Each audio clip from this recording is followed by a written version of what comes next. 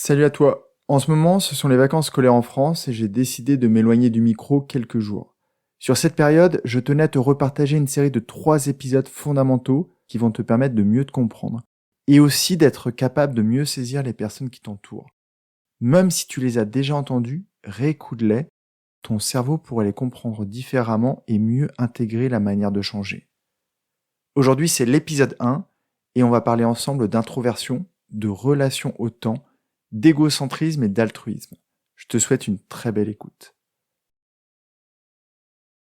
Que dirais-tu de comprendre quels sont les programmes qui tournent dans ta tête en tâche de fond, qui te font penser et agir comme tu le fais? Aujourd'hui, c'est un épisode extrêmement puissant dans le sens où il va te permettre de mieux comprendre ton fonctionnement, et donc celui des autres, ce qui va améliorer ton bien-être, mais aussi la communication avec les personnes qui t'entourent.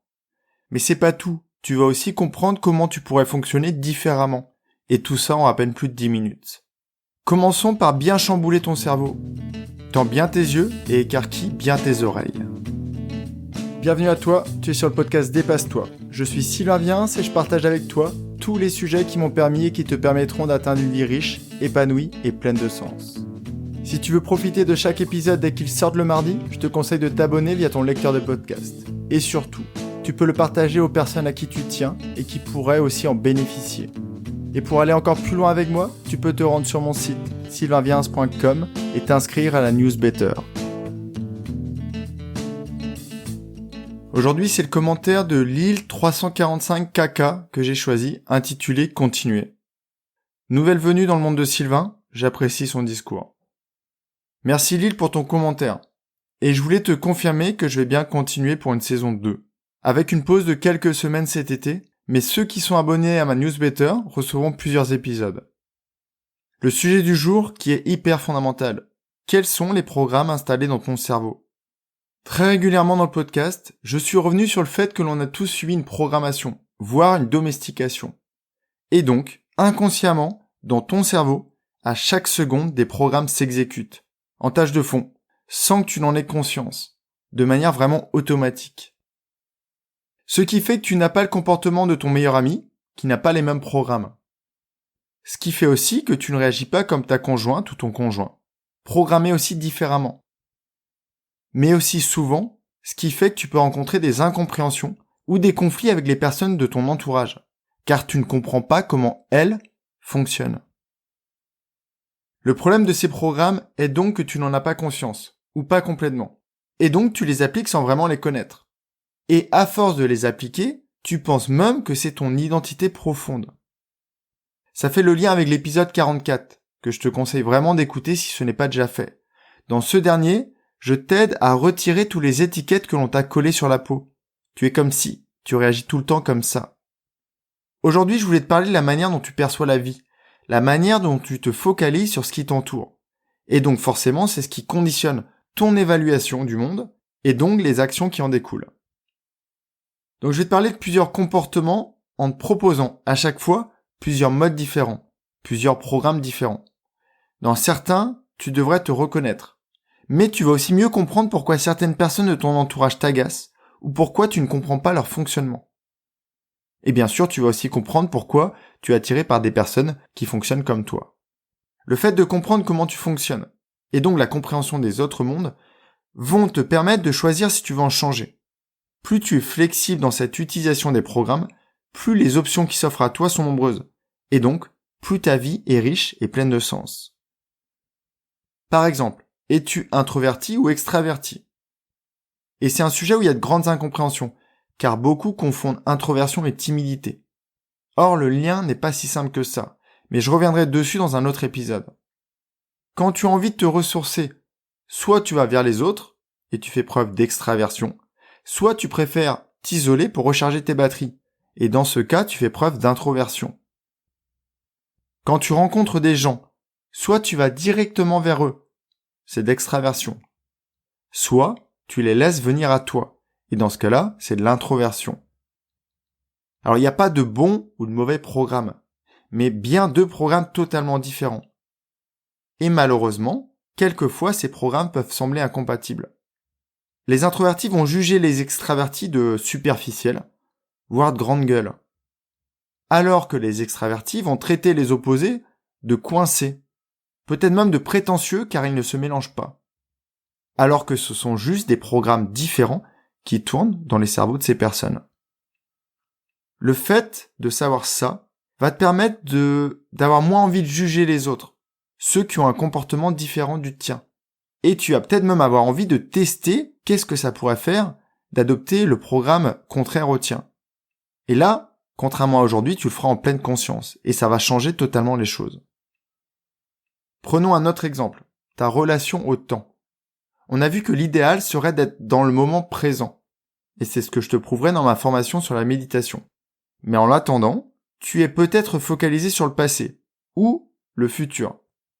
Alors si tu es plus passé, tu fais souvent référence à avant. Tu peux ressentir de la nostalgie. Tu aimes revenir sur ce que tu as vécu dans le passé, sur tes expériences. Tu aimes revoir tes amis d'avant. Couplé à un état qui ne serait pas suffisamment épanoui, cela pourrait te faire avoir des ruminations. Comment j'aurais pu faire mieux ? Qu'est-ce que j'aurais pu faire différemment ? Mais tu peux être aussi tourné vers le futur, en ne parlant que de ce qui va se passer, de tes projets, de ton ambition, de tout ce que tu attends de la vie, ou de tout ce que tu veux accomplir. Et dans ce cas, tu es plus dans les projections. Et comme le profil précédent, couplé à un épanouissement pas au top, cela peut créer du stress, car tu as tendance à beaucoup attendre du futur. Si tu es passé, tu penses peut-être que les futurs se voilent la face, qu'ils renient leur passé, voire qu'ils sont trop optimistes pour certains. Alors que si tu es du futur, tu penses peut-être que les gens focalisés sur le passé sont des vieux, qui ne sont jamais contents, toujours à ressasser comment c'était mieux avant. Et donc le fait de savoir que ces programmes sont pour la majorité des gens inconscients devrait te permettre de mieux les comprendre. Changeons de domaine. Et on va s'intéresser tous les deux aux catégories. Sur quoi est-ce que tu te focalises en premier ? Dans ce domaine, il y a une multitude de sous-programmes.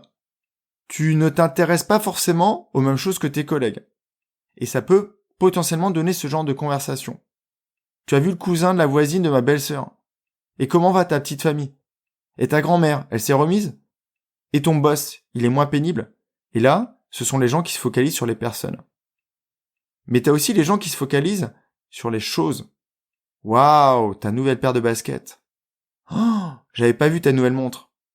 Tiens, regarde mon nouveau joujou, un iPhone 11. Tu aurais pu me dire que t'avais craqué sur cette robe.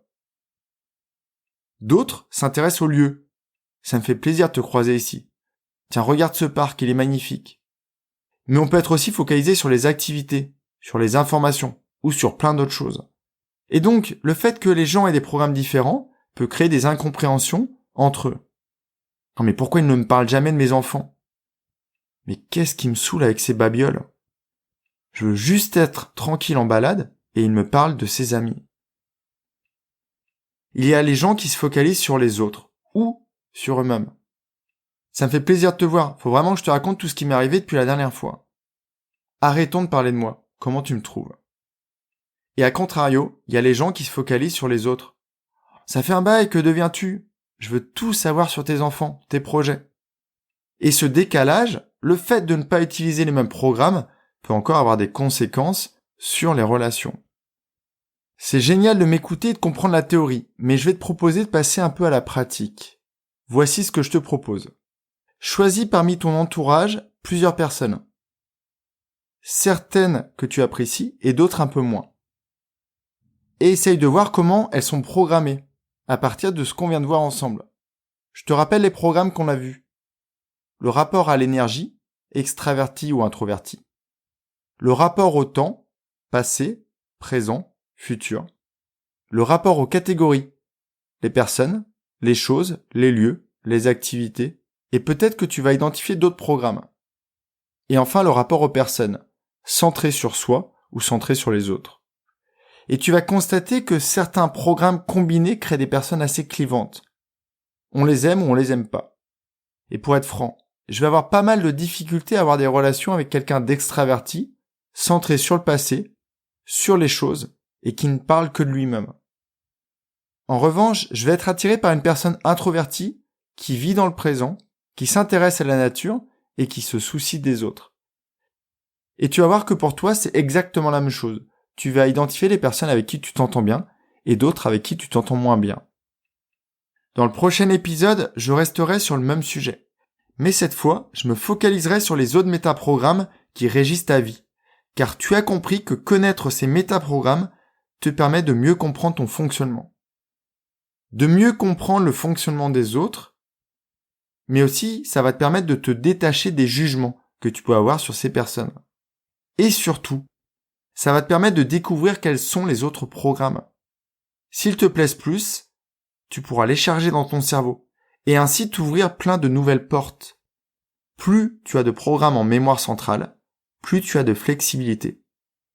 Et donc, plus tu t'offres de liberté dans ta vie. Dans la prochaine newsletter, jeudi, je vais te proposer un exercice à faire pour détailler un programme que tu aimerais bien charger dans ton cerveau, afin de pouvoir lui proposer plusieurs options ou plusieurs chemins à prendre. Et j'en profite pour te rappeler que lors de l'inscription, tu as accès à toutes les anciennes publications. Je te souhaite une très belle journée. On se retrouve jeudi par écrit. Prends bien soin de toi et à très vite. Bye bye. Si cet épisode t'a appris quelque chose, n'hésite pas à en parler autour de toi. Dis-toi qu'à chaque fois que tu m'aides à le diffuser, tu fais tous les jours un peu plus pour aider tes proches et influencer positivement les gens qui nous entourent. Je te remercie très sincèrement pour ton écoute et je te souhaite vraiment le plus beau pour la suite.